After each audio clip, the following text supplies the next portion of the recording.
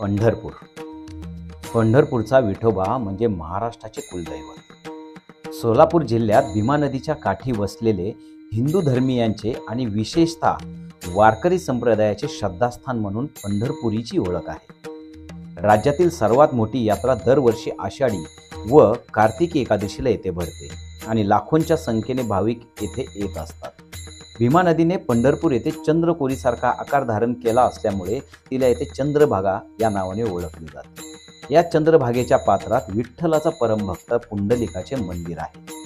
पंढरपूर येथे श्री विठ्ठल रखुमाईचे मुख्य मंदिर असून संत तुकाराम, संत ज्ञानदेव, संत नामदेव यांच्यासारख्या संतांची मंदिरे, मठ व धर्मशाळा आहेत.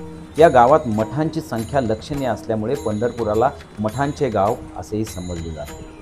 येथील तनपुरे महाराजांचा मठ, कैकाडी महाराजांचा मठ व गाडगे महाराजांचा मठ प्रेक्षणीय आहे.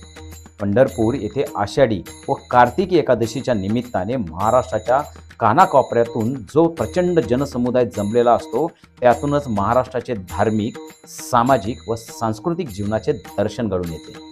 म्हणूनच केवळ देशभरातूनच नव्हे तर परदेशातूनही असंख्य पर्यटक व अभ्यासक हा उत्सव अनुभवण्यासाठी जाणीवपूर्वक उपस्थित राहतात.